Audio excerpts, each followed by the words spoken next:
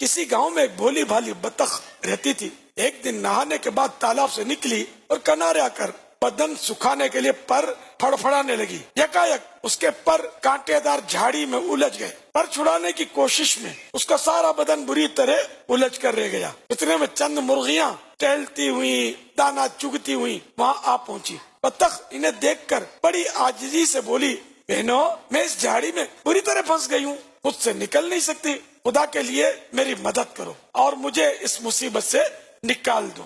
ان میں سے ایک سفید مرغی کو بطخ کی اس بے بسی پر بڑا ترس آیا اور وہ اپنی تمام ساتھنوں کو امداد دینے والی نظروں سے دیکھنے لگی, لیکن وہ تمام مغرور قسم کی مرغیاں تھیں. بطخ کی التجا سن کر اور سفید مرغی کا مطلب سمجھ کر برے برے منہ بنانے لگی. ایک مرغی بڑی حقارت کے ساتھ بطخ سے بولی, جا جا تو ہم میں سے نہیں, تو پھر ہماری بہن کیسے ہوئی؟ دوسری بڑے غرور سے بولی, بے وقوف کہیں کی, خواہ میں آوازیں دی, ہمارا سارا مزہ کرکرا کر دیا, موڈ خراب کر دیا.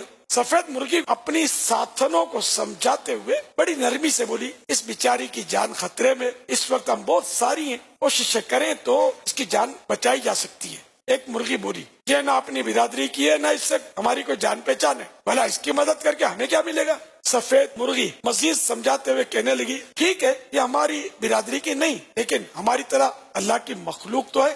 ذرا غور کرو, اس کی جگہ اگر ہم ہوتی اور کسی کو مدد کے لیے پکارتی اور وہ ہماری مدد نہ کرتا تو ہم پر کیا گزرتی؟ ان باتوں کا مرغیوں پر کوئی اثر نہ ہوا اور وہ چلتی بنی. انہیں جاتا دیکھ کر سفید مرغی دوڑتی ہوئی بطخ کے پاس آئی, کچھ ڈھارس دی اور چونچ اور پنجے دبا کر اسے آزاد کرنے کی کوشش کرنے لگی. اس جدوجہد میں وہ خود بھی پوری طرح زخمی ہو گئی, لیکن ہمت نہیں ہاری. بالآخر بطخ کو آزاد کروانے میں کامیاب ہو گئی. بطخ نے پہلے خدا کا اور پھر مرغی کا شکریہ ادا کیا. کچھ دنوں بعد اسی گاؤں میں سیلاب آ گیا.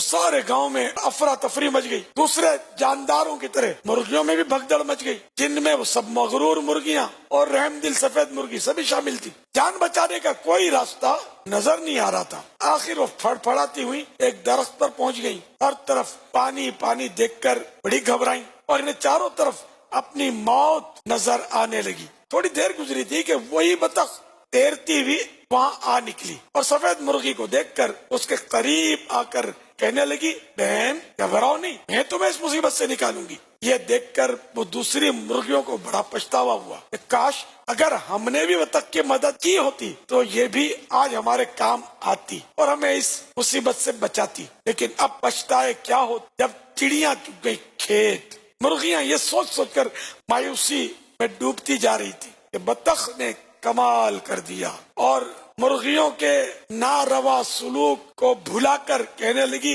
بہنو گھبراؤ مت, میں تمہیں بھی اس مصیبت سے نکالوں گی. یہ کہہ کر وہ فوراً گئی اور دوسری بطخوں کو بلا لائی, جنہوں نے ساری مرغیوں کو اپنی پیٹھ پر سوار کیا اور تیرتی ہوئی پانی سے نکل کر خشکی پر ان سب کو چھوڑ دیا. خشکی پر پہنچتے سب مرغیوں نے اللہ کا شکر ادا کیا. پھر اس بطخ کے آگے شرمندگی سے سر جھکا کر اپنے برے سلوک کی معافی مانگنے لگی. بطخ نے بڑے پیار سے کہا کہ اپنی غلطی کا احساس ہو جانا ہی بہت بڑی بات ہے, معافی مانگنے کی کوئی ضرورت نہیں. بس آئندہ ایک بات ہمیشہ یاد رکھنا کہ مصیبت کے وقت کسی مجبور اور بے بس کے کام آنا بہت بڑے ثواب کا کام ہے.